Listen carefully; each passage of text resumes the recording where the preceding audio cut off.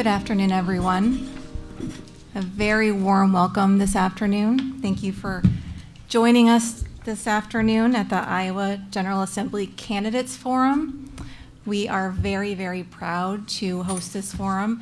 As the Johnson County Task Force on Aging, my name is Leah Donald, and I am the task force chair this year.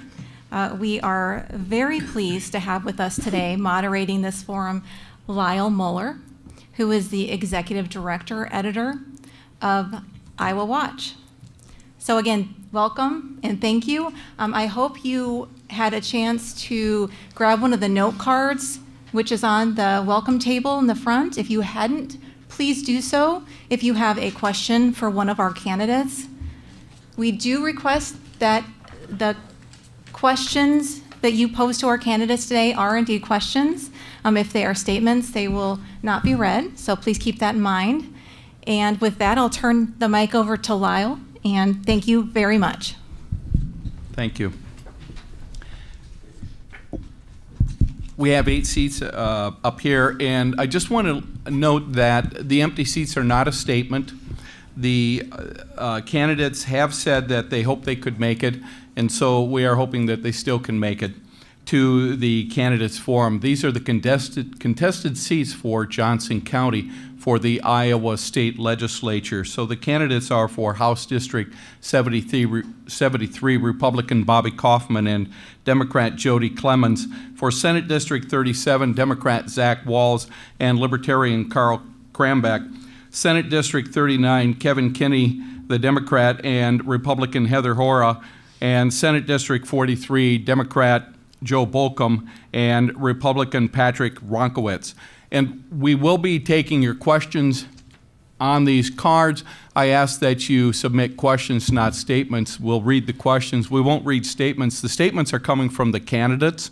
We have had experiences where people have given us statements in cards, and I've asked the people later, why did you give us statements? And they said, well, we wanted to know what the candidates thought of our statement. Well, we want to know what you think of the candidates' statements, so please ask questions of the candidates, because this is important business of what goes on in the Iowa General Assembly. The way we will do this is ask, beginning from left to right, we're going to ask by the district races. So we're going to start down here at the House District 73 with Jodi Clemens with the first question. I'll start by asking questions, and we'll take your questions as well. We want to have this to be interactive. We'll go until 3:30. The way this will work is they'll only get a minute to answer, so it's a limited amount of time. And if you think that that is a lot of time, I already have taken more than a minute to explain the rules for this. At the end, we will do closing statements as well. So thank you for coming, and we will start with this question. And we'll start with Jodi Clemens and go down the row. The latest Department of Management report for August showed general fund receipts up 5.6% over 2017's August receipts. Year-to-date gross receipts up 6.8%. Personal income tax receipts up 7% in August over last year's tax receipts when you look at August receipts last year. Doesn't this show that tax cuts Republicans pushed through the legislature are working? Well, I think it's a little too early to tell whether they are working for sure. We have had several years. Can you guys hear me okay? Sorry. We have had several years where we thought that the revenues were going to be higher than they were, and they've had to do mid-year adjustments. I would like to see a little bit longer of a time period to say for sure whether they are working and who they're working for. My understanding is that the tax cuts haven't even taken effect yet, so I don't think it's possible to say that they're working or having that kind of impact. I do agree with Jodi that it's very important for us to not kind of rush to try and push more tax cuts through. The work that our state is doing when it comes to our social services is very important. When I'm out knocking on doors in District 37, most of the folks I'm talking with are actually telling me that they are concerned about the cuts to social spending, not that we need more tax cuts. So I don't think that we can say that the tax cuts are working, in part because they haven't taken effect yet. And I think that we need to be focused on rebuilding our social foundation, strengthening our health care, strengthening our education, and protecting workers' rights, not cutting taxes for the rich. Well, with the tax structure in Iowa, I think it was needed to have some sort of tax cut system. We do have federal deductibility, so whenever the federal government lowers taxes, much like it did recently, we do have that wave of money coming at the state, because if federal taxes are lower, that means that the state tax deductibility would be less, and you would have more money. So the tax cuts, I think, should have been concentrated more towards the poor, the middle class. I do think there is a fair argument to say that they were concentrated a little too much at the rich, but I do think I do believe in, you know, giving people their money, letting them spend their money the best way that they know how, and I would support tax cuts in that type of situation. Thank you. I myself feel that it's too soon yet to tell if the tax cuts are working. They haven't actually taken effect yet. The other problem we're going to have in the state of Iowa is that the tariffs that have been put on, 33% of our budget is directly affected and comes from agriculture. And if that section of our state economy is not profitable, I think in the long run we're going to be down, and we'll have to come back next year and quite possibly have to look at cutting or having a status quo type budget. Joe Bolkcom. Lyle references the recent increase in tax revenue. If you look back over the last number of years, the state revenues have grown every year. So the question, I think, is why is the state broke? And the state is broke in not funding education, not funding public safety, not funding programs that keep seniors at home, because we've given away too much in tax giveaways to large out-of-state corporations. The recent tax cut passed this year hasn't gone into effect yet. And about 46% of the tax cut goes to less than 2.5% of taxpayers.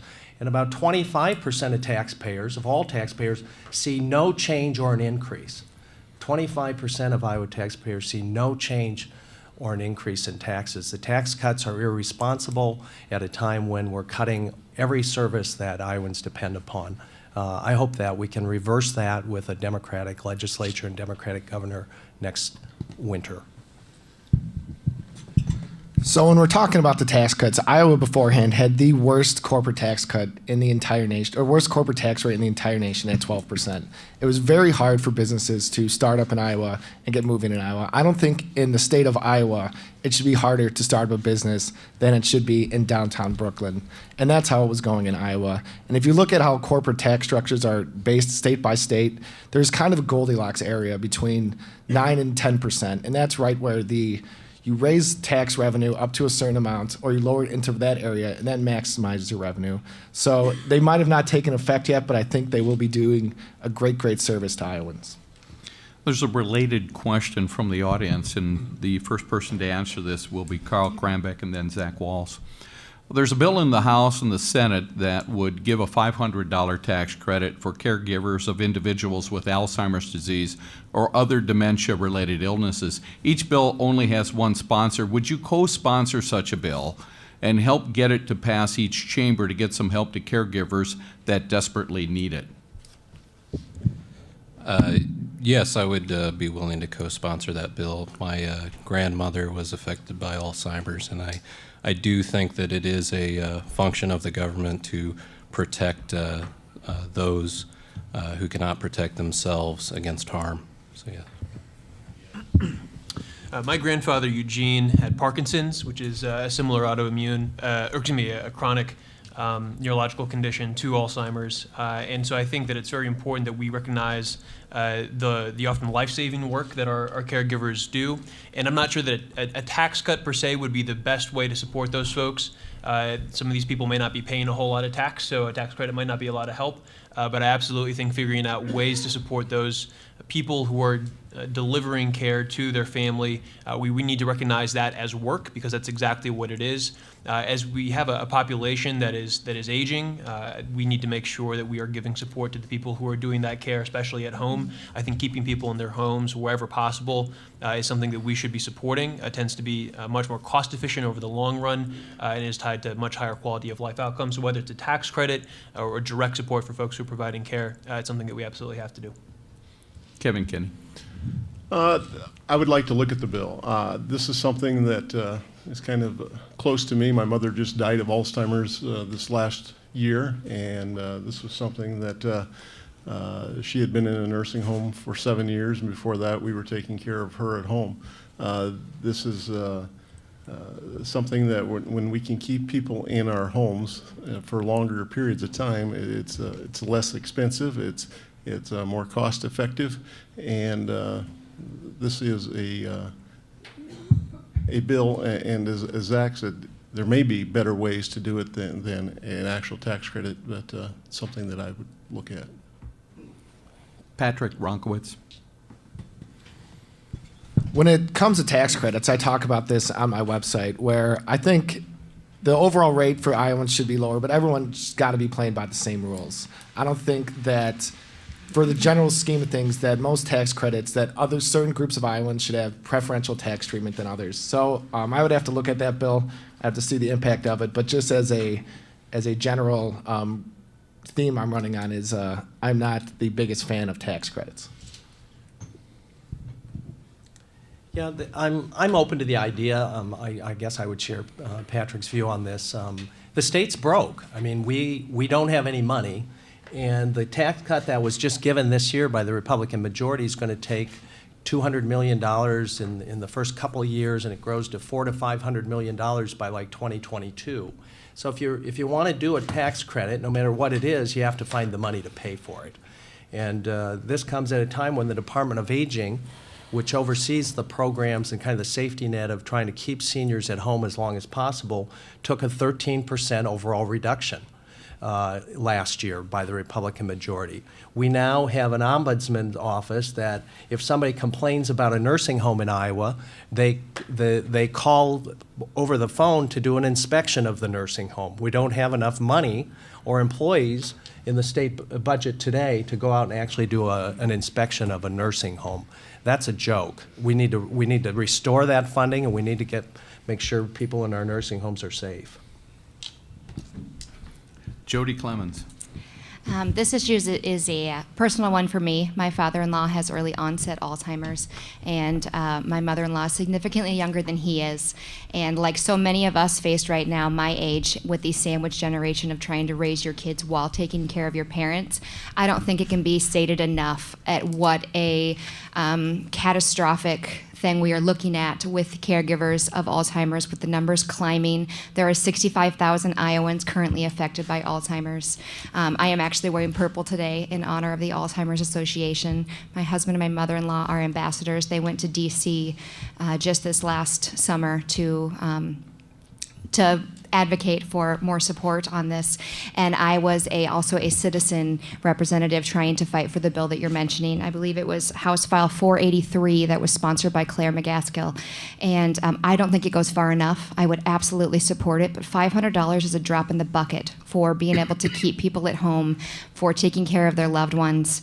I think we need to do a lot more in terms of getting people the support they need so that we don't end up with our caregivers burning out as well. The Des Moines Register reported last month that hundreds of disabled Iowans are being denied medical devices that they need, like wheelchairs, shower stools, nutritional supplements, by private Medicare providers routinely refusing to pay for them. Is this a problem, and if so, what role, if any, could the legislature have in fixing it? And we will start with Kevin Kinney. This is a problem. I have a number of constituents who reach out to me probably on a weekly basis that are being denied the critical care or the devices in which they need, and we need to have government oversight or legislative oversight We tried 2 years ago to pass a bill in which would allow the legislature to have oversight, and we were not, it did not come to, was not made into law. What has happened is we have so many people out there that if they could have a device in which they could move about freely. In one case, I had a young man who had a job, but he couldn't get to his job because he did not have a wheelchair that was mechanical, and we need to look at these Time, issues. please. Joe Bolkcom. The decision to privatize Medicaid has been a disaster. Governor Branstad and Governor Reynolds unilaterally decided to do that a couple years ago without any consent from the legislature. They have the ability to essentially do that. They said it would save money and people would be healthier. Neither have proven to be true. The governor Governor Reynolds just agreed to another $100+ million increase for the MCOs, a 7.5% increase over the last 5 years. It hasn't increased by more than 5%. The state needs to take it back under its wing and manage this program. Medicaid is there for all of us. Should you suffer a catastrophic disability or injury, it is your safety net. And it's an incredibly important program. Our providers, all the providers that provide care for us are not being paid. People are being refused services. The way we fix this is we elect Fred Hubbell as our next governor, because the governor has the sole authority to make the changes that are needed. So when it comes to the privatization of Medicaid, there's a lot of little things that I think is a failure of bipartisanship. There's a lot of things that I think could happen in the middle that a lot of us agree upon. The state ombudsperson recommended 137 people oversee this. The government of Iowa hired 4.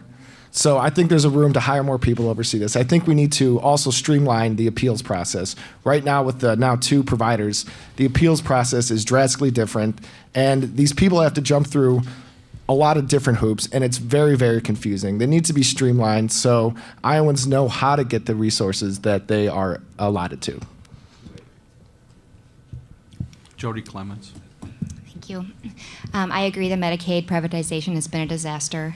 We are hearing so much of this as I'm knocking on the doors throughout Cedar County and rural Johnson County of people who are being, who are being thrown out of group homes that they've been in for years because the reimbursements are no longer enough for them to stay there. And they're looking for new places to go. From dental hygienists who cannot find someone to fix a broken tooth for a toddler because the dentists that are accepting Medicaid are so overrun right now. It's an embarrassment for the state of Iowa for us not to be taking care of those that are most vulnerable. Where are they supposed to go for this help?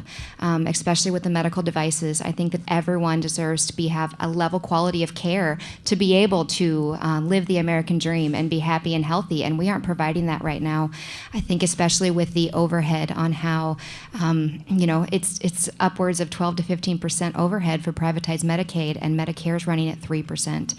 We've got to find ways to streamline that, and also to make sure that our providers aren't spending so much time chasing insurance claims with the various providers. Yeah, I mean, I hate to sound like a broken record, but Medicaid privatization has been an unmitigated disaster, period. It is the decision to privatize Medicaid was made unilaterally. It was done without the advice or consent of the legislature. Attempts by Democrats in the General Assembly to stop or to unwind privatization have been shot down by Republicans in the legislature who seem to have their heads in the sand. I do think it's important that we have more oversight, both from the legislature and from the executive branch. Unfortunately, as Senator Bolkcom has pointed out, our state is broke, and so we can't hire more oversight workers. And if you are calling for more tax cuts, where's that money going to come from? The reality is that Medicaid privatization has resulted in costs that have grown and not gone down. It has made services more difficult to obtain, not easier. It's hurting patients, it's hurting providers, and it's costing not just deterioration in quality of life, it's also costing jobs right here in our community. Mercy hospital in the last several months went through a round of layoffs because they're having huge cash flow problems because they're not getting paid. The UIHC accounts receivable is well into the 7 figures and rapidly approaching 8 figures.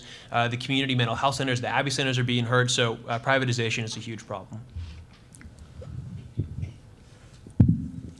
Well, I think bare minimum you have these 3 categories. There's the poor covered by our system, there's the long-term disabled, and then there's the elderly. Bare minimum, I think that the Republicans, if it is a Republican win, would be open to bringing back at least the elderly and the long-term disabled, because those are groups. A private company can't save money on those groups. And quite frankly, this isn't really even privatization, it's crony capitalism. Because they're giving all this money to private organizations, they're giving it to their friends, and they're giving it to a very small group of insurance companies that give them money for re-election. I would also like to see less crony capitalism in Iowa. The biggest thing we could do is ending certificates of need. It has nothing to do with safety. All it does is dictate who can open a healthcare facility and where. It's estimated by the Kaiser Research Foundation that we would have 55 more rural healthcare facilities, including 38 more hospitals, by eliminating this one regulation. This is a related question then, and it gets right down to the main thing. And it's from the audience. If you are elected or re-elected to the legislature, will you support an immediate cancellation of Medicaid managed care and a return to the former state-operated program? Why or why not? Patrick Wronkiewicz, you get the first shot at this question. Right. I would not. It would. So it's going to save the state $150 million. This bill. This was going to bankrupt our state. And if we look at the current thing right now, I do think it was pushed in too hard and too fast without looking at the repercussions of what would happen. I think there needs to be some agreed upon bipartisan changes to either hire more people supervising it, streamline the appeals process, and look into what these service providers are doing to these people that are on it and making sure that they can get their stuff that they're requesting. But going back to the way it was unsustainable. Joe Bolkcom. Well, if it was unsustainable before, we just handed over another $100 million. What we have is unsustainable. I think that we need to take it back. I think it's going to be delicate. Either side has a 60-day opportunity to to cancel the contract. We certainly don't want United to cancel a contract on nearly 500,000 people they take care of in the first 60 days. It'd send the state scrambling. But I think we can put in place the ability of a private vendor to essentially pay our bills, right? Do all the background stuff of payment. We have a 30-year-old mainframe computer in Des Moines that's managing that part, or was. So I think we can privatize or get help from industry on that. I think the long-term care population that was referenced earlier, for people in nursing homes, people with disabilities, we should move those folks back under state control. Those are some of the more complicated, expensive folks. And in the past, we have done some managed care with children that have mental health issues and some adults with mental health issues. I think there's a role for managed care, but not wholesale managed care like we've done it. Jodi Clemens. Yes, absolutely. I would support bringing Medicaid back under state control. I think that, as I mentioned earlier, the overhead alone, the amount that it's costing for these private companies to manage this. And I worked 8 years in healthcare administration. One of my roles was to help get payments for bills that were being denied. And I think that, it's overcomplicated things to have multiple MCOs covering Medicaid, and I think profit does not belong in that system. I think that our priority should be to the patients that need the care and making sure that our providers and our hospitals are able to keep their doors open because they're being reimbursed what they need to be. And also, I think that we need to increase wages to get more people off Medicaid. I think that, the system is unsustainable as it is because there are so many people falling through the cracks and relying on it. We're never going to be able to reduce the need for the disabled and the elderly, but we can definitely make sure that people have a better quality of life so they don't have to turn to it in the first place. Zack Wahls. Yes. Yep. I would support full restoration of state control of Medicaid operation. I think the idea that the path that we are currently on that this is sustainable is a joke. Unfortunately, we are in a position where our most vulnerable Iowans are bearing the brunt of this failed experiment. And I want to make sure that people understand how unusual the decision to make our entire system run by managed care was. There are only a handful of states in the country that had dumped the entire Medicaid population into managed care all at once like we did in Iowa.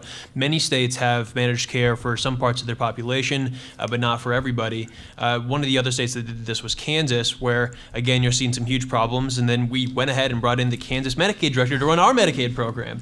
And so it's been a failed experiment all the way around.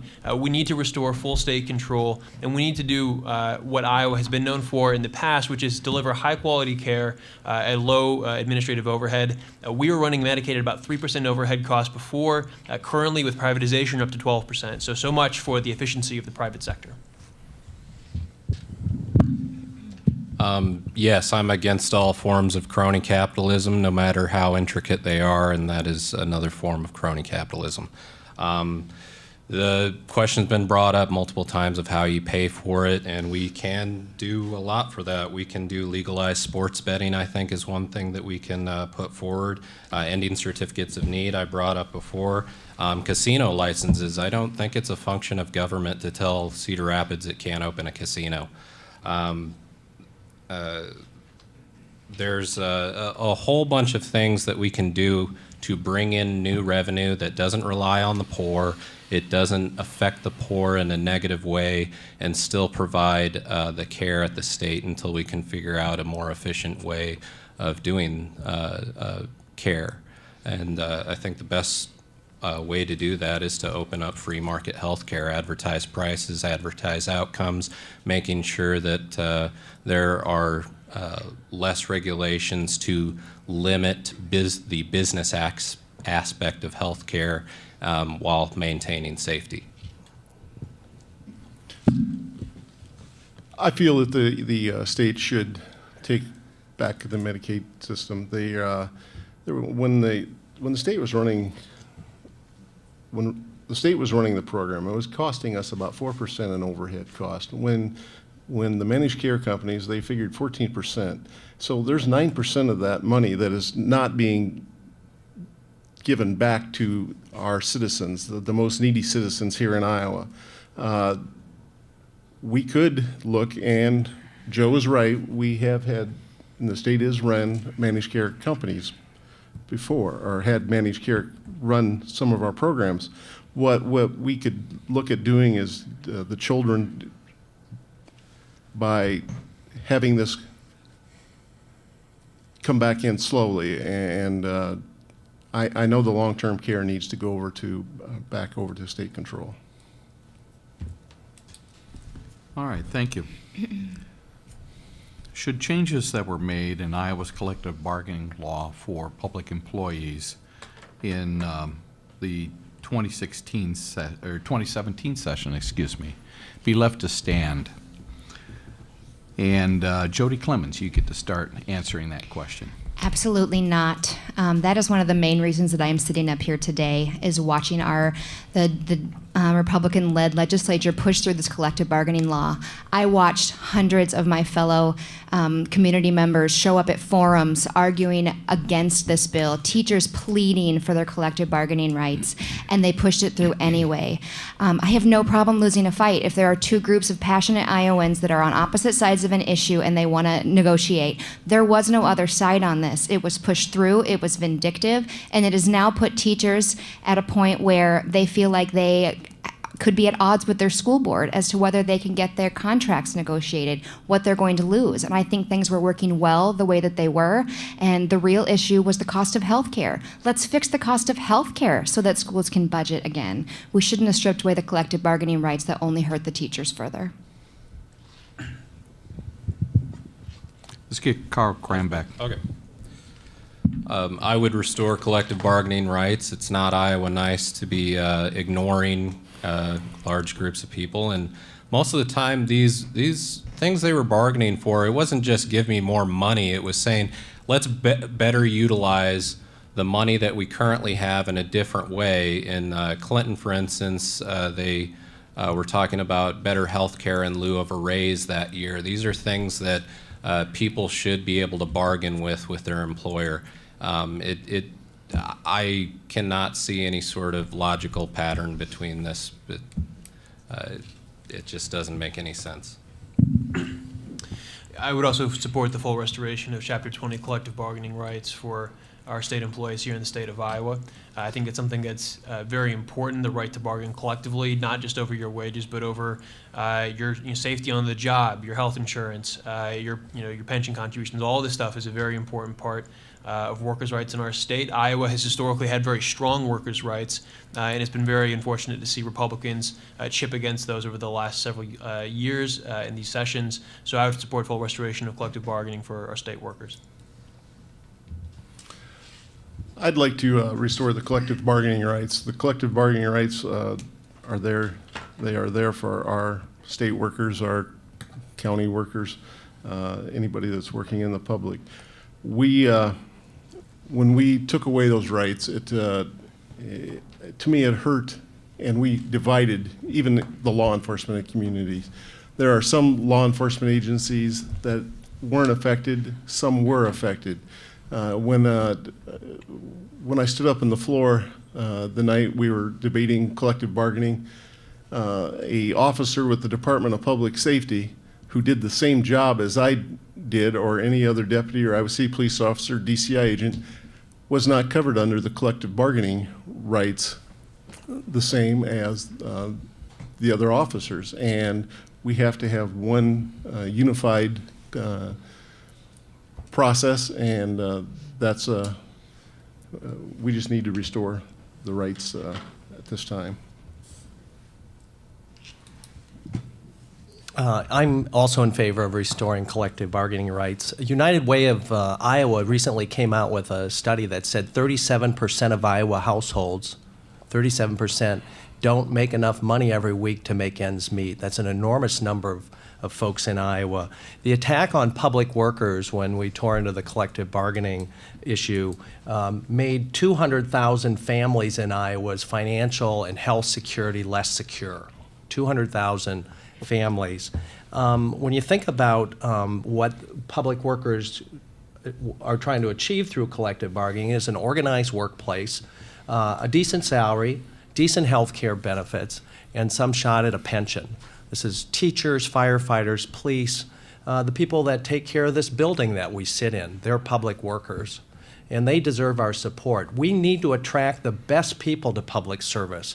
People that are manage state government, manage our county, manage our cities, make things work. When we leave here today and you hit the first stoplight, the city engineer made sure that worked. We want to make sure that we attract good people to these jobs, and attacking collective bargaining was completely the wrong way to do it. I think if we look east to our neighbors in Illinois and see what the absolute mess that state is in, that is something where I think that public sector employees have gone a little bit too far. But with all that being said, I think I'm all for the free people gathering freely, acting in good faith, and advocating for themselves. I think they should be able to do that. So whether you're a nurse or a teacher or an ambulance driver, if you want to collect together and advocate in good faith for yourself, I think you should be able to negotiate things other than just your salary. What would be the biggest impediment in Iowa that keeps businesses from selecting this state as a place to grow? And what should the state do about it? And I want to start with Zack Wahls. The number one complaint that I hear from employers when I'm out meeting with small business owners and folks who run even larger enterprises, and that is our skilled workforce and the number of available workers in our state. We are at a point where, unfortunately, we are making cuts to our higher education program, and we need to be doing the exact opposite. We need to be investing in the people of our state. That is what is in the greatest demand when it comes to our workforce. Historically, that's been what has made Iowa such an attractive a place to invest if you're a business owner, and that's something that, unfortunately, unfortunately, we are moving in the wrong direction from. I think it's very important that we have the best workers in the Midwest, if not the entire country, and that starts with a strong investment in our K-12, because you never get a second chance at a first start. That means making sure that we are fully funding our higher education, and that we're stopping these mid-year cuts to the University of Iowa, ISU. And it also means making sure that we are finding the appropriate ways to support our entrepreneurs, and I think that if we're able to do that, we'll be able to hopefully get our revenues growing again in a sustainable way. Well, high corporate taxes are obviously on that table of complaints. I do think that instead of just lowering them, you lower them statewide and then give the counties more of an option to have a higher corporate tax rate within their individual counties instead of what we have today. And then that way you not only take the power away from the state to control every aspect of every county, but you also give the counties the ability to do what they want with their own money. And then that way you can have a lot more specialized work environments. You can bargain within the counties to get more, to attract more businesses within there. And then also our workforce, the skilled workforce, is really the one I hear the most about, and that really comes to helping out the community colleges in any way possible, because they're already doing that work. They're already putting forward skilled workers at a very good pace. Last year around the district, I had a number of meetings, meeting with businesses in my communities. The biggest thing that I was told, again, was the skilled workforce. But also another problem that we have, especially in rural Iowa, is affordable housing. Housing that is affordable for workers that they bring in. In many cases, in some of my smaller communities, they're going, we don't have skilled workforce, we don't have enough workforce, period. And we need to set up training facilities like Indian Hills, Kirkwood Community College, to work with those communities to train workers. This was something that when I was on the school board, and I met with John Deere a number of years ago, probably 10 or 12 years ago, they said that this was going to be their #1 problem with skilled workers, and that's where we're failing at this time. What I'd like to do is have Patrick Wronkiewicz answer first. So I've talked about state Senate seat isn't always a left versus right, a Republican versus Democrat. It's about bringing it local, engaging in local issues. And in my district, one of the big things is alcohol. There is the third most amount of liquor licenses per capita in the entire nation is Iowa City. So when you look at the alcohol beverage division and what they do to these small business owners, they just hammer them with regulations. And I talk to them, and they want to pay their workers more, these young college students. They want to give them higher wages, and they want to hire more of them, but they can't because the alcohol beverage division is just killing them. So in my district, it would be reining in the alcohol beverage division so these small businesses can operate and make as most money as possible. I think the biggest issue facing Iowa and Iowa businesses is the skilled workforce, the unavailability of a skilled workforce. This is not a new issue. It's been an issue for a while. And we turn to our community colleges and our public universities, and certainly more emphasis on vocational training. But over the last few years, what we've seen from the Republican majority is increases in tuition for community college, making it harder to go to public universities, underinvestment in vocational training and skill workforce. And it comes at a time when we need to be doing exactly the opposite. Not everybody needs to go to college, but we need to make sure that tuition isn't so high kids can't. On this campus in the last year, about 25% of the incoming undergraduates are first-generation students. Those families and those students need more financial support. They need more support when they get here on campus to be successful. Iowa has a very competitive tax and business climate for business, and if you have customers and you don't have employees to provide the services or make the products, it doesn't really matter what your taxes are. You can't make the sale. I think we're asking the wrong question. It shouldn't be how do we attract businesses from outside the state to come locate here? How do we innovate Iowa businesses to grow, to employ more people? How do we help out the existing businesses that we already have? And some of the things that I've been hearing talking to small business owners is not being able to retain good employees because they're not able to offer the benefits, to offer the higher wages that can keep their employees to be able to support their families. I think there is a lot of room to grow here in Iowa. We have good people. We don't need to discount their taxes for these corporations to come see that we have good, hardworking people here in Iowa. My hometown of West Branch, we just had a great corporation come fill an empty building because they wanted TIF rebates, and our city administrator kept saying, no, here's what you're going to get from West Branch. You're going to get hardworking employees. You're going to get a sense of community. These people are going to stick around and want to raise their families around here. And I think that we need to stop selling ourselves short as Iowans. We have great workers. We have great businesses. How do we make those environments better? And this is somewhat related because it deals with the backfill that comes from the elimination of taxes, corporate taxes, or business taxes, rather, a few years ago. Do you support maintaining the backfill to local governments? We'll start with Kevin Kinney.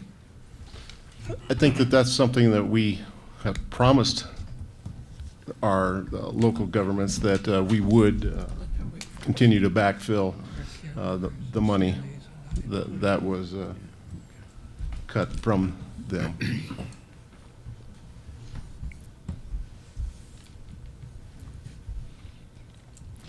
Yeah, go ahead, Joe. Sorry.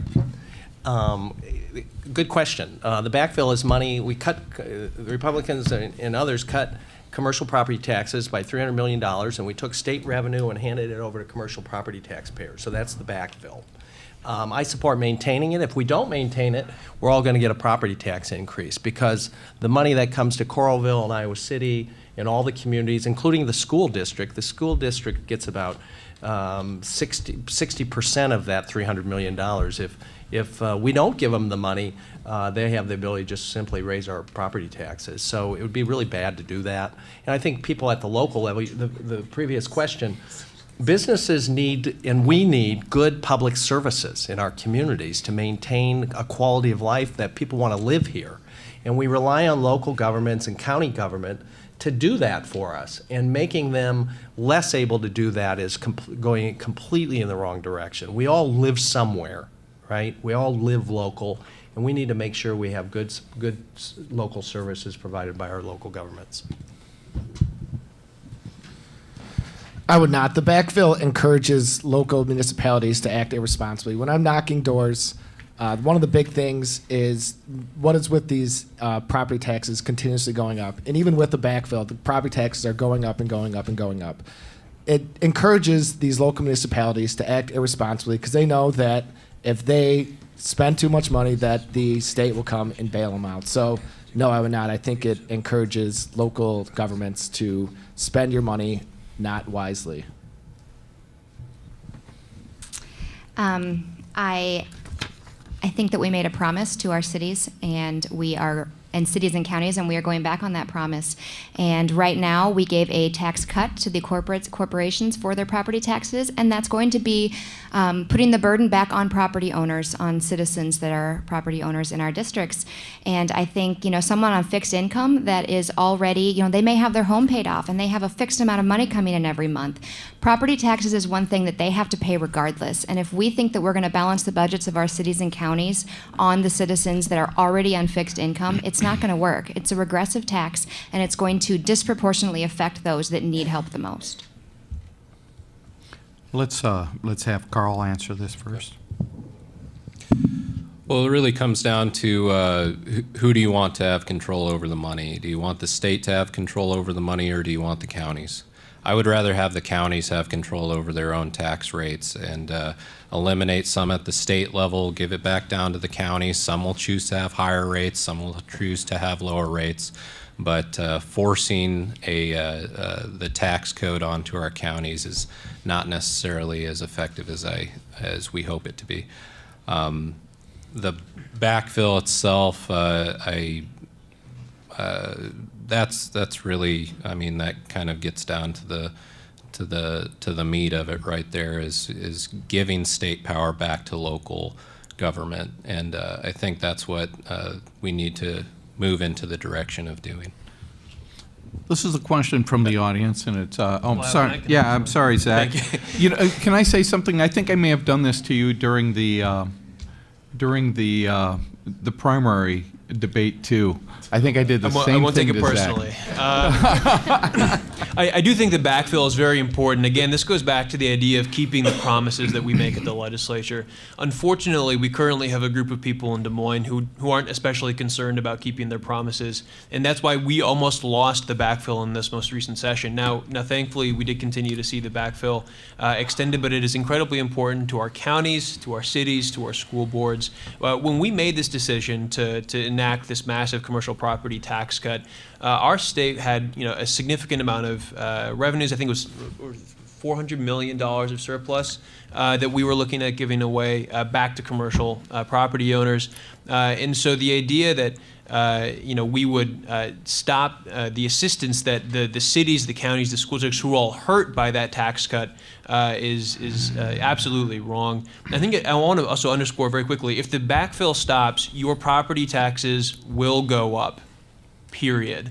It doesn't matter. You can say something else all you'd like, but that's what's going to happen.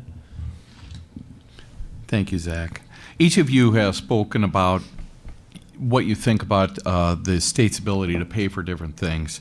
But this question has been asked by the audience, so perhaps as you answer this, you can expound a little bit about that. How do you plan on paying for things you're promising? Joe Bolkcom, you get to start answering this question. Well, I'm not promising much. We're broke. I mean, the state's broke. I'm really pretty frugal with my own money, and I kind of look at the state's money the same way. I don't like to, all these business tax credits. If we have to have business tax credits to compete with other states, I want to put one more dollar on the table to get the deal, not 10 million or 20 million, right? So I think we need to take back the tax cut. I mean, why in the world are we giving 46% of the tax cut to 2.5% of taxpayers? I mean, do the millionaires need more money, right? I'd rather have affordable college tuition. I think we're, and as Lyle noted in the question, we have revenue growth. I mean, the economy in Iowa is doing well, notwithstanding the Trump tariff, whatever you want to call that. So I don't think we need a tax increase. I think we need to revisit the tax giveaways on both the corporate tax cuts, all this candy over here that we give to these big businesses, these giveaways, and I think we need to rescind this income tax cut to millionaires, and I think we'll have money to restore some of the things that have been cut in the last few years. When you say you want to cut taxes to millionaires, here's a thing that millionaires, most of them, don't pay taxes. They know how to navigate around our tax code to where they don't have to have any liability. And so, for instance, if you look at the renewable energy tax credit, you could kick that around to a different business or entity, regardless of how they're taxed. And it's just stuff like that that really keeps the little man down. So I would get rid of a lot of these crazy tax credits, whether it's something like that, whether you look at credit unions, how they operate as banks. They make hundreds of millions of dollars, but they don't pay taxes. I think that is absolutely ridiculous. If a financial institution doesn't pay taxes, I think that's insane. So we would go around and look at all these tax credits and eliminate the ones that are just hurting the average Iowans the most. Jodi, Clemens. I think that there are several ways that we can raise our revenues here in Iowa. I think we also need to take a look at the tax credits that we are giving to some of the larger corporations, especially the research tax credit. I think that ultimately the way that we raise revenues and get more functioning societies and happier people here in Iowa is to raise the wages, make people so that they can make ends meet. We need to stimulate the economy the opposite direction by getting more money into their hands so they can not only put food on their kids' tables, but visit local establishments, get the local economies going again. I think that any time that we are cutting taxes for the wealthy, we know that social services are going to be cut for the middle and lower classes. And we are at a time when we cannot afford to cut the services anymore. We need to have some innovative ideas like legalizing cannabis, tax it, regulate it, pay for schools, pay for health care. There are so many things that we can do to build new revenue streams here in Iowa. It's just going to take some innovation. I mean, yeah, this isn't rocket science. You know, you have to take in more money than you spend. You have to balance the budget. I think it's really important that our tax code is fair. I do think it's important that our tax code is simple. I think it has to be focused on the middle class, our working families. As Jodi said, a great way to do that would be to raise the minimum wage.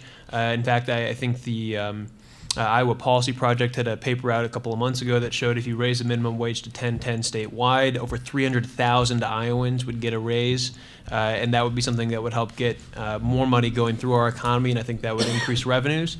I think that it's also, I want to be very clear, credit unions do pay tax. Iowa's one of only a handful of states where credit unions pay a monies tax. It's unique, not unique, but we're one of only a handful of states that does that. So it's important to be factual about the taxes that are being paid. And I also want to make sure, again, that we underscore this point, that we balance the budget. We're required to do that by the state, but despite the fact that we're, at around 3% unemployment, we're now borrowing money from the rainy day fund to pay our bills. It's ridiculous, and it is something that shows that we just don't have fiscal responsibility in Des Moines.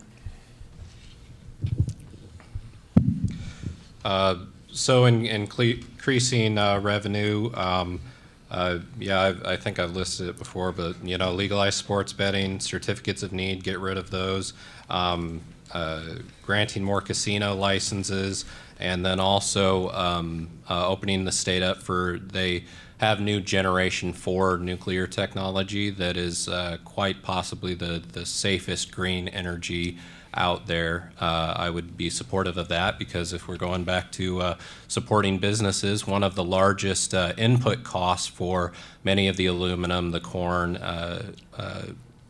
making corn syrup and all those things, is electricity. And the more we put it into expensive green energy, the higher the burden is on our local businesses. So getting ahead of the game and getting into cheaper, safer, cleaner energy is also a better way forward. Occupational licensing is a big issue in Iowa. It takes around 2,100 hours to get a cosmetology license. In other states, it's 1,000. So we could cut that in half right away. I think we have to go back and look at all our tax credits, and I think these tax credits need to be reviewed on a annual basis or some type of a rotation to see if they are doing what they said that they were going to be doing. We need to look at trying to create more industry here in Iowa. One of the pieces of legislation that I have introduced is industrial hemp.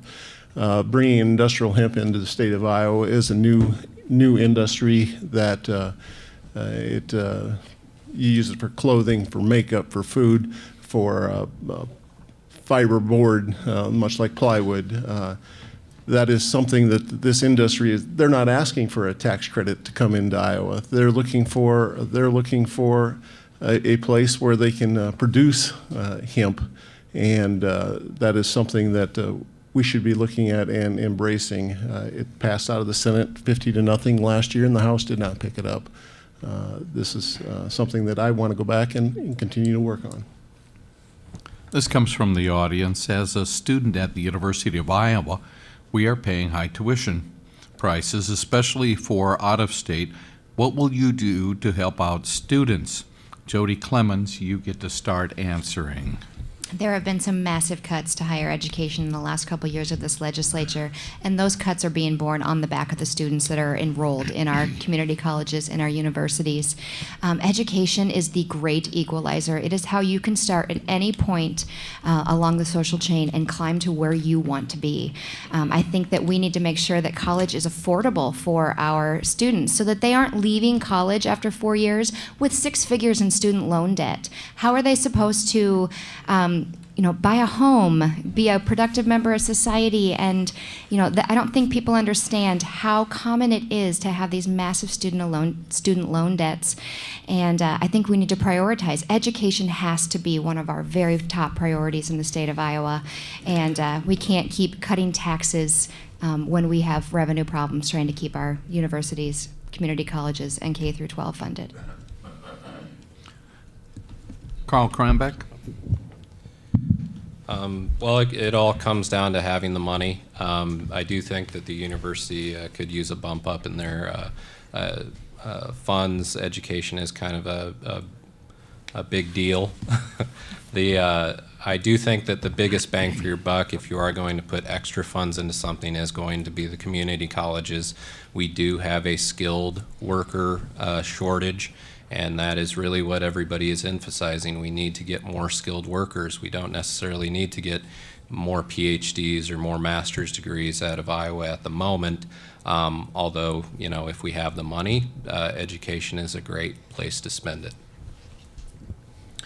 Yeah, some of the national statistics when it comes to the cost of higher education are pretty staggering.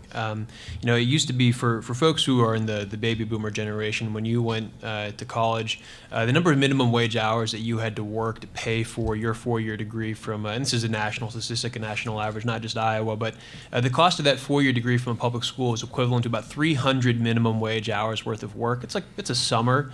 For my generation, it's about 4,500 minimum wage hours worth of work. So 15 times more work at a minimum wage level today than it was about 40 years ago. So there are some really big problems in our economy when higher education is serving as a gateway rather than a help up. I think it's critical that we have state funding for our Board of Regents schools. I chose the University of Iowa for my undergraduate in part because it was a very affordable option compared to many of our Big Ten peers. That's something that I think is very important for us to protect. And I fear that if we lose our affordability edge, we're going to lose not just a lot of in-state students, but a lot of out-of-state students as well.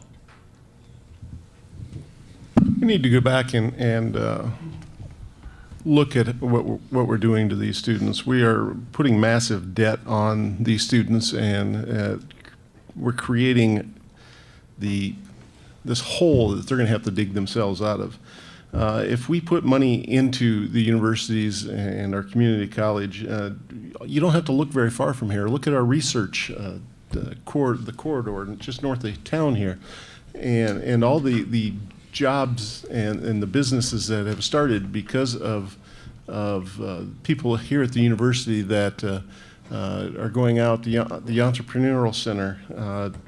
We need to have and we need to support these students coming here so that they will grow our state. To me, to get out of an economic slump, if we invest in education, these individuals will be here and create jobs for us. Patrick Wronkiewicz, you can go first, please. Well, as a University of Iowa student currently, I think this is a gigantic issue. Now, I'm lucky enough to where I was on the GI. I'm on the GI Bill now, so I'm not plagued with all this debt. But when I was on student government, talking to people, engaging residents, this is the top issue, I think, in my district, is funding for the University of Iowa. So that is something that I will always fight for. I disagree with the cuts that came through, 100% disagree with the cuts that came through. And there's also things, too, that the university needs to work on, whether it's public imagery or just where they're spending their money. But funding for the University of Iowa in my district is key, and that is something that I differ from fellow Republicans on. And so the question, Joe Bolkcom, please. Funding education at a public university comes from two sources: state appropriations and tuition. And when the state doesn't fund higher education adequately, we turn to the customers, we turn to the students. And we've seen dramatic increases in tuition over the last decade. In fact, the universities are down more than $100 million in overall. The community colleges have not done a heck of a lot better. Okay, so tuition on community college campuses have increased as well. I noted earlier first-generation students.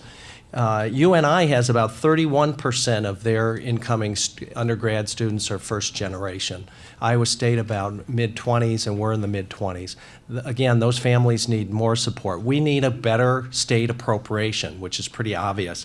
U.S. World News Report has a report out today. University of Iowa dropped from 31st to 38th in the national rankings. President Harold's quoted in the Gazette story this afternoon saying, the state appropriation from the legislature is the primary reason these rankings have declined. We need to get back on track in funding higher ed. And so the question becomes, if the state resources are tight and it's about prioritizing, what would be at the low end of the priority scale for you folks as candidates? Carl Krambeck, you get to start with the answering. For one, Iowa Telecommunications, we can cut that right away. Everybody has Skype on their phone. You can do FaceTime. It doesn't make much sense to have a communication system.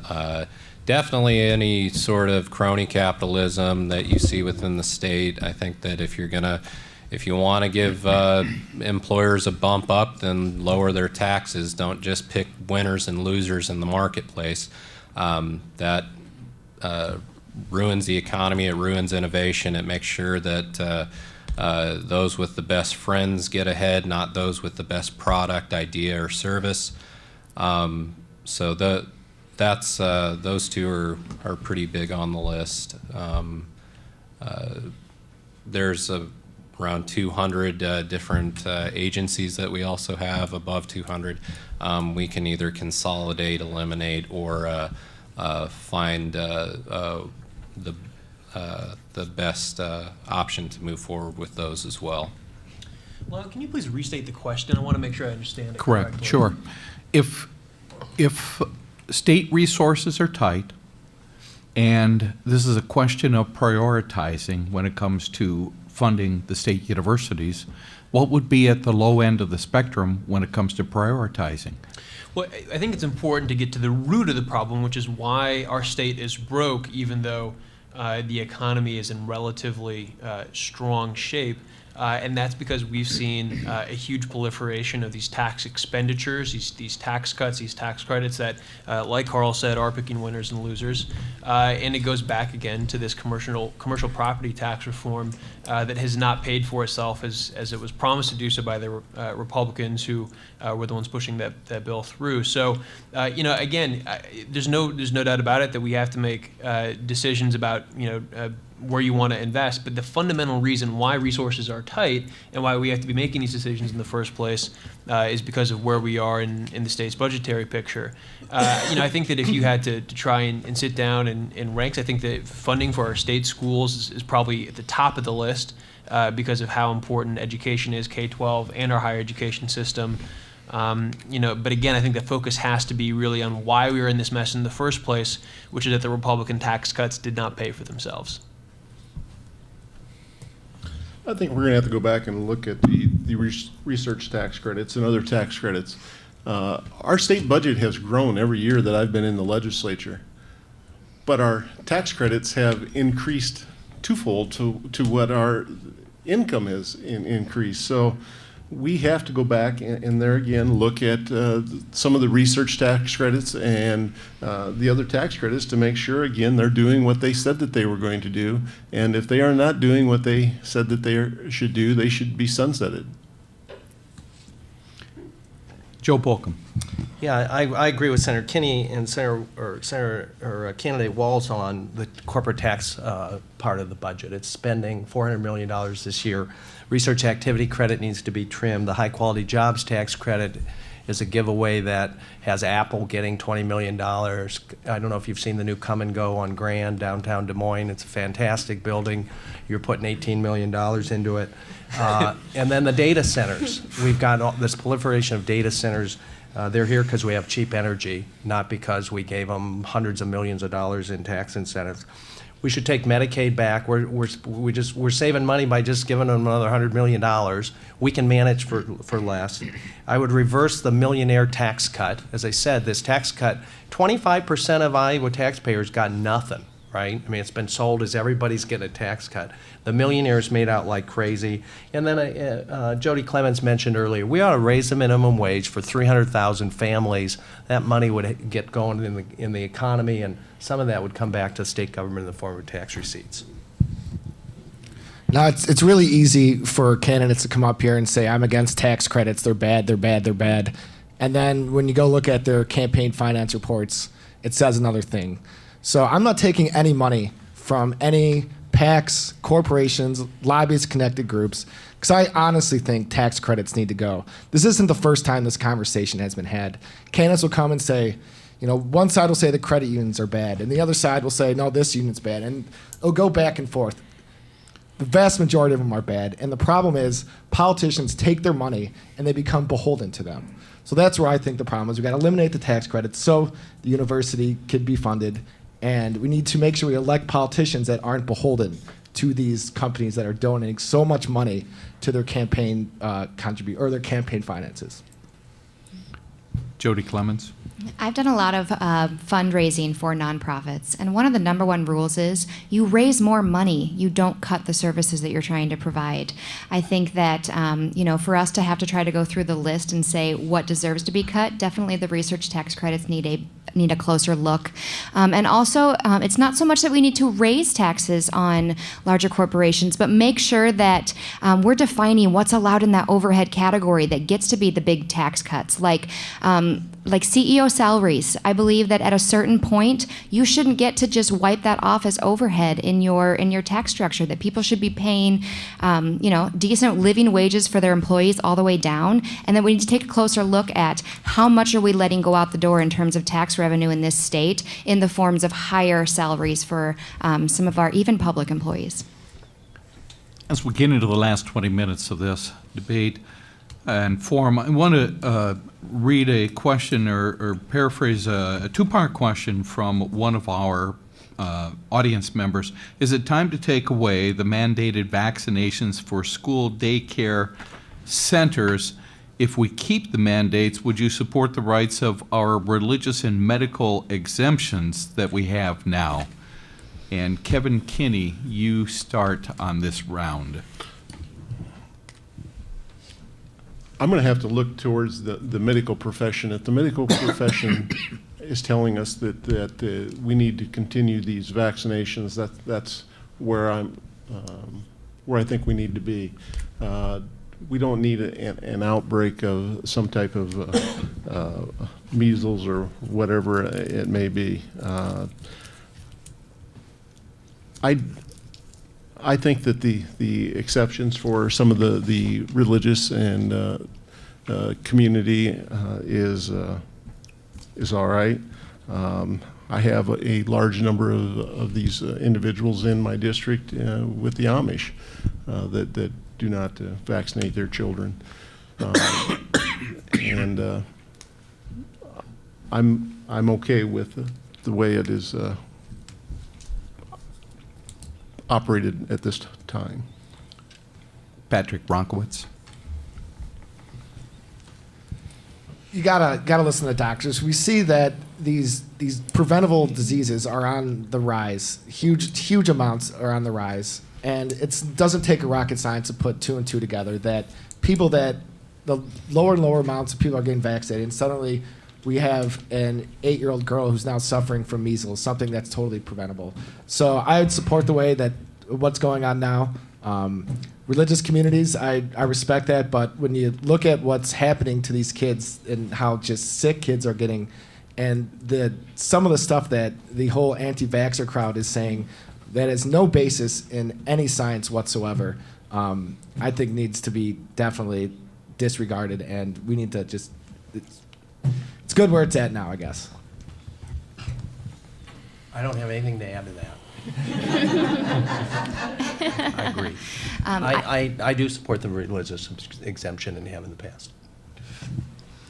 I think that where the question comes down to is that we're talking about requiring vaccinations for your kids to attend public schools. We're not saying that every single person has to vaccinate their children, but when you're sending your kid to a public school, every other child in that school is being put at risk if your children are not vaccinated. And there are infants that are not able to have their vaccinations not able to have their vaccinations yet that we are exposing through the older children in the schools. I am all about personal rights and liberties, but I think the vaccinations have served a purpose. I think the medical field agrees, and that, especially when it comes to public schools, I don't see any problem with requiring the vaccinations at that level. Yep, Krambeck, please. Medical exemptions I'm for, but if my kid can't bring peanut butter to school, then your kid can't bring preventable diseases. It's just that simple. Yeah, it sounds like we're all pretty much in agreement on this question. I do think that we need to be looking to the experts in the room, the medical professors and our doctors on this question. I do think that the question is probably coming from a place of earnestness. I know that there's a lot of anxiety in our kind of broader population right now when it comes to some of this growth that we're seeing in terms of autism and other conditions that are, I think, maybe attributed to vaccinations. So there is clearly something that is going on. I don't think that stopping vaccines is the way to do it. I do think that more research into the kind of the causes and what's going on is important. And again, that comes down to the role of government trying to provide funds for research, figure out what's going on, and the best way to move forward for most people. But the best way to move forward for most people is going to be to continue to vaccinate our kids. That's something that we know has been proven to be responsible for huge growth in life outcomes, length of life, quality of life. But I do understand the underlying tension in the question, and I do think that's something that has to be serious as well. Iowa has added critical access centers for immediate mental health care treatment so that people can go there instead of emergency rooms or jail.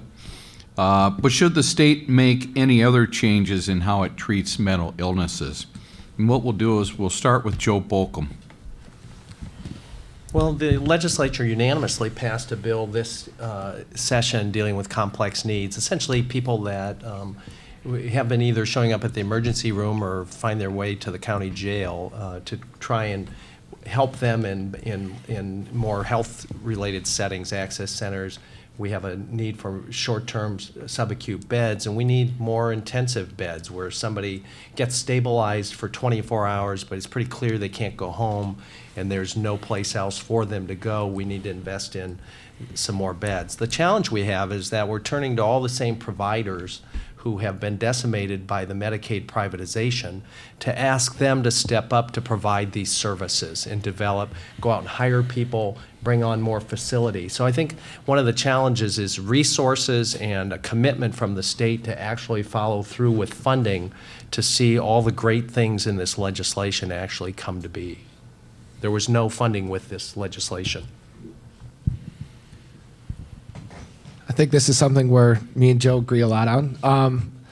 The mental health thing is, with that bill that was passed, it was a nice, unanimous press conference. Let's all take the photos, and we solved the mental health crisis, guys. But there's no teeth to that legislation. So with mental health, you got to make sure that, and just any bill like that for that matter, that we're not just putting some nice, 30-page press conference pretty much that's being passed. And you got to make sure that these bills are actually accomplishing what they're doing. And if they're not, you got to readdress the bills. And when I'm knocking doors in my district, mental health is up there with the top issues. And it's an issue that I care deeply about. But I think it comes back to the access to affordable health care in general. With these health plans that are provided through the Farm Bureau, I talk to small farmers and they're loving it. And I think that these health plans should be expanded for more Iowans so they have the choice to access health care, and it lowers the costs for everyone around, and that includes mental health care. Jodi Clemens. I think that the complex needs bill was a step in the right direction. It failed to provide funding, which is going to put it back on the county governments that are going to be trying to enact this, which means property taxes will most likely go up for some areas. I think that in order to serve the entire population that is in need of mental health services, we need to formulate a children's mental health network here in Iowa. We need to have counselors in schools. We need the earliest diagnosis as possible to make sure that anyone dealing with mental illness is receiving treatment and not ending up in the jails or the emergency rooms when it could have been caught earlier, managed more efficiently. And I think that this complex needs bill was an excellent example of how citizen lobbying does work, because it was actually a couple from here in our district that helped push that all the way up to the state legislature on behalf of their son. So. Zack Wahls. Yeah, mental health is a huge issue in our state. Some of you may have read the Pulitzer Prize-winning Des Moines Register editorials on this subject, and I think that does illustrate the importance of oversight. The legislature is clearly taking some steps in the right direction, but we still have a long ways to go. I've spoken with people at the University of Iowa hospitals and clinics who have said that our mental health system is in such bad shape that UIHC is effectively acting as a mental health institution at this point because of their inability to discharge patients who need care and would be better placed in a different institution. As Senator Bolkcom mentioned, a lot of our providers who would be supporting those people are being hammered right now by Medicaid privatization, which is another example of a problem that should have been foreseen if there had been some actual care that had gone into making that decision instead of it being so reckless. I think one of the other issues that we need to get back to is the fact that there is no single person in our executive branch whose sole responsibility is overseeing our mental health system. We used to have the mental health authority in this state, and I don't know if that's precisely the thing that we need to go back to, but I do think it's important that we have a concentrated authority where the buck stops at somebody's desk, and that person is in charge of making sure that we're in a good place. So I have a unique perspective on this. I work in the medical laboratory over in Anamosa, and we do see people in a crisis from time to time, so I get to see that face to face. The biggest thing we can do to expand mental health is to start treating drug addiction as a mental health issue, not a criminal justice issue. When you send people to prison, you are sending them to make them a better criminal. They're around criminals, they know, they learn from each other. It's a ridiculous cycle. They need mental health. Portugal started treating it as a mental health issue instead of a criminal justice issue. Heroin addiction dropped by 75%, and heroin overdoses dropped by 85%. We have some of the best policies in America for killing people with drug addictions, and that needs to stop.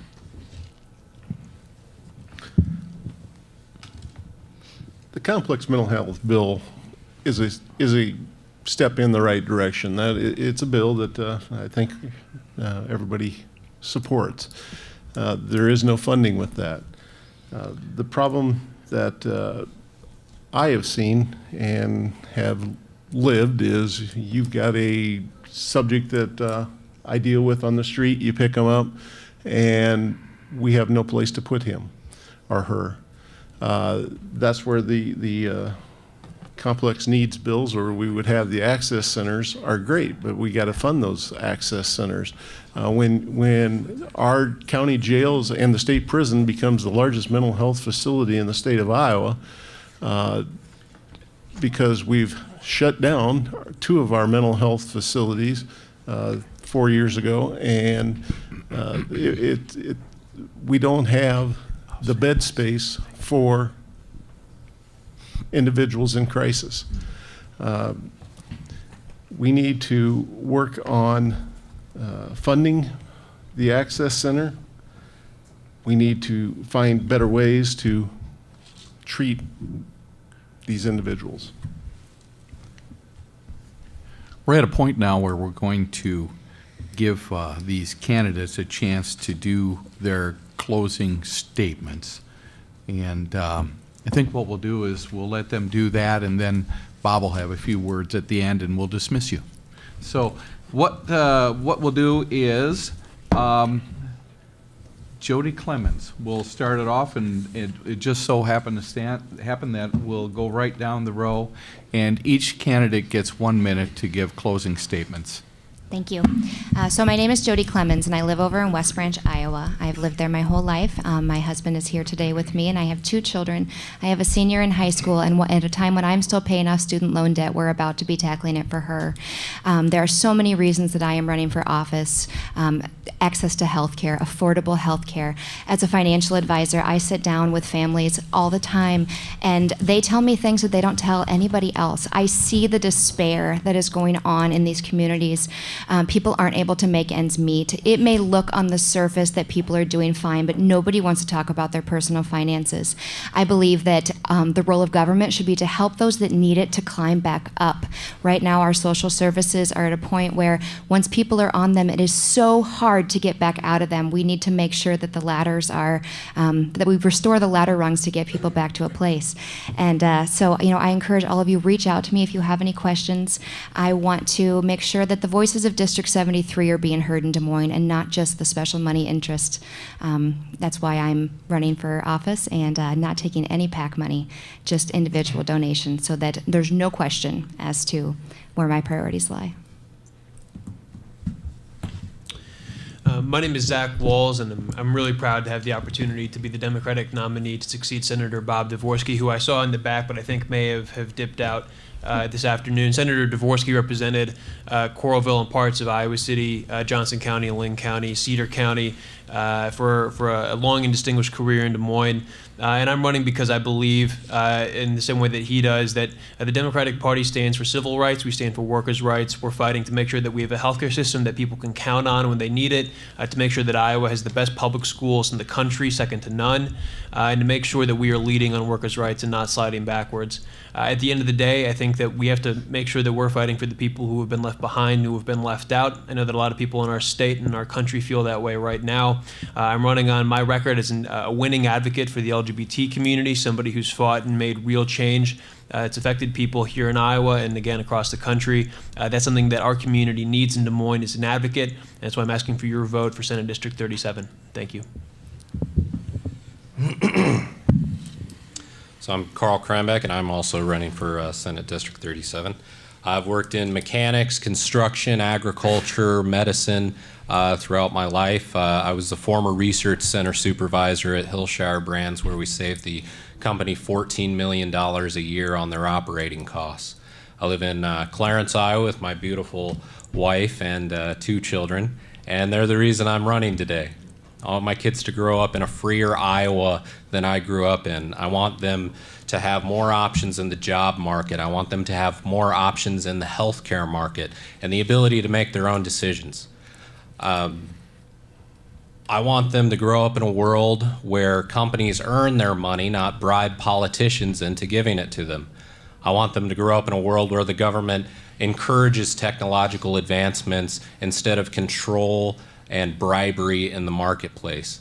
And that is, with my research background, that is why I'm running today. Hi, I'm State Senator Kevin Kinney. I am running for re-election. I had gotten involved in state politics because of what I had done at the sheriff's office. One of the things that I learned at the sheriff's office is you have to work across party lines. You have to work with different chiefs, different officers, the court systems, whatever it may be. You have to work together. In the state legislature, I can look at a number of bills that I have introduced that were co-sponsored by a Republican legislature, and a vast majority of those has been made into law, or we are looking at trying to continue, like the hemp legislation, to get that made into the law this next legislative session. I think I'm a person that has worked across party lines trying to get things done for the state of Iowa. Hi, I'm Joe Bolkcom. I'm seeking re-election as Senate District 43. I wanted to thank you all for being here today.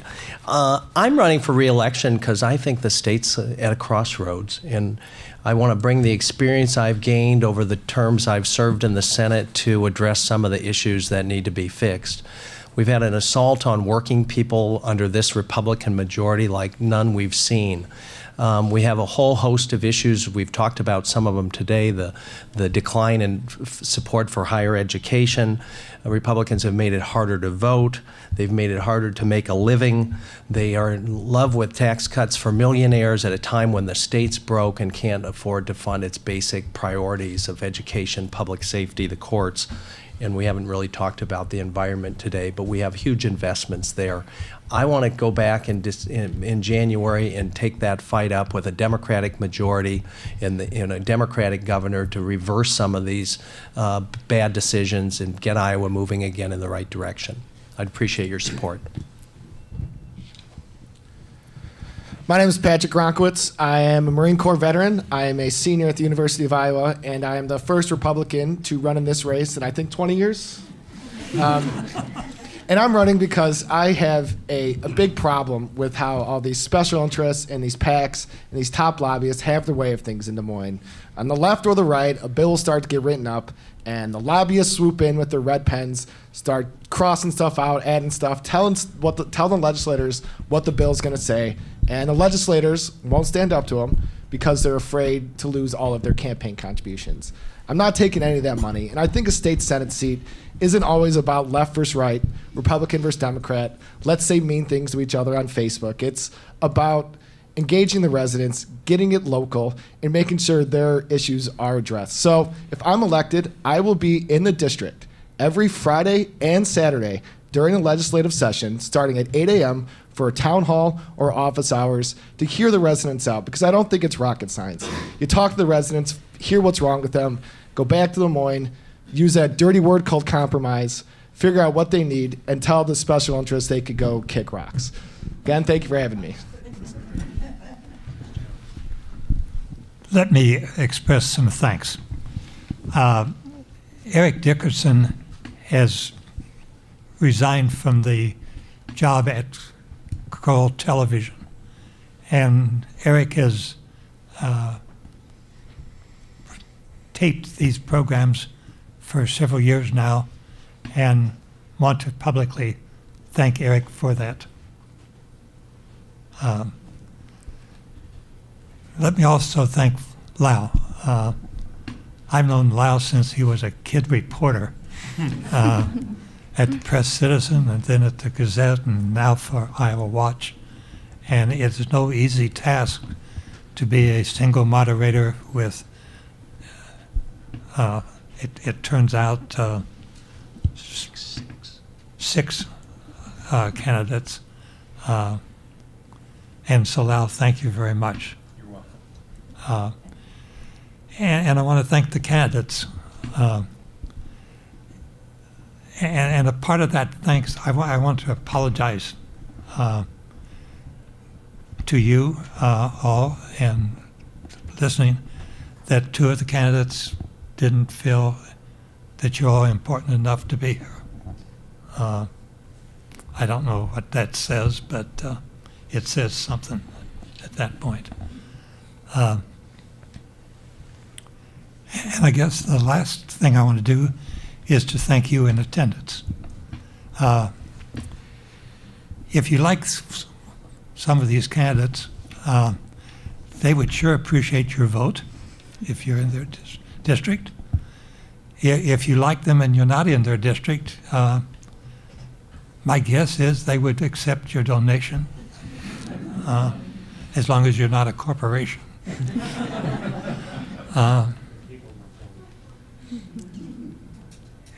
As you know, I think that Johnson County is the best place, not only in the state, but the country to live.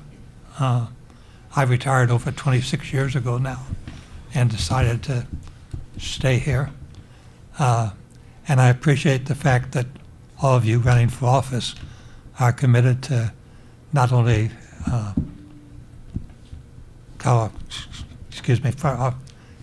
I hope you'll help make Johnson County better too, along with all the other citizens. And so I really want to thank you for being here and vote. Okay. As Zack mentioned, Senator Dvorsky, one of the things Bob has told me and taught me is elections have consequences. Elections have consequences. And we've seen that at the state level. We've seen that at the city, county, state, federal levels. So please vote. And thank you.